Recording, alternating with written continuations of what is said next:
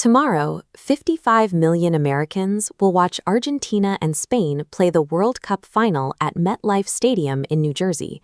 That sense of scale extends into the tech sector. Anthropic's revenue has surpassed $47 billion, while Moonshot just released a 2.8 trillion parameter model, the largest open-source AI in history. But looking past the screens reveals a different set of constraints. These virtual systems are beginning to reach the limits of the physical world. Beyond the digital headlines, the summer of 2026 is defined by grounded, localized conflicts, fights over basic electricity, fights over clean water, and the space to host them. Global stability is increasingly dictated by a massive physical infrastructure bottleneck, which is starting to outpace the influence of software and algorithms. In the Middle East, the diplomatic framework has collapsed. Iran's supreme leader recently declared the signature on the previous peace agreement to be worthless, formally ending the ceasefire. This conflict is being fought through the destruction of basic utilities. U.S. strikes are currently targeting Iranian electricity grids and desalination plants in the south. Iran has responded by torching a Kuwaiti oil facility, demonstrating how vulnerable these massive industrial hubs are to modern hostilities. The impact on global transit was immediate.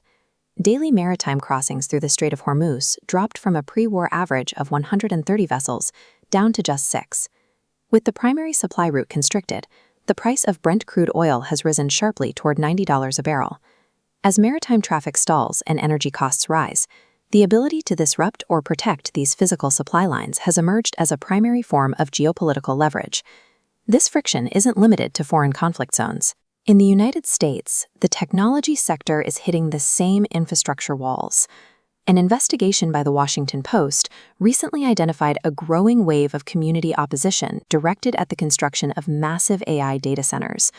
Residents are pushing back against the specific physical demands of these facilities, the heavy consumption of municipal water for cooling, and the localized strain they place on the aging power grid.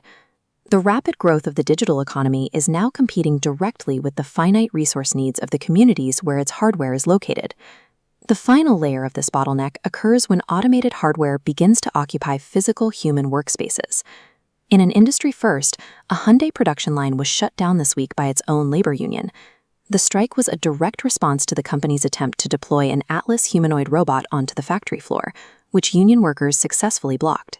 The Hyundai blockade indicates a potential new front in labor relations, where the right to physical workspace becomes a central point of conflict for automated industries. These localized battles over space and resources are now reflecting in the broader global economy. SpaceX has shed nearly $1 trillion in market cap from its peak, signaling a cooling of the enthusiasm that drove the 2026 AI IPO wave. The International Monetary Fund cited the infrastructure war in the Middle East as a primary factor in its decision to downgrade global growth projections to 3.0% for 2026. These market shifts suggest that even the most advanced software is ultimately tethered to the physical world. When power, water, and transit networks fracture, digital valuations follow. Influence in the late 2020s is becoming a matter of who controls the grids and the shipping lanes. The cloud is ultimately a physical network, and currently that network is under siege.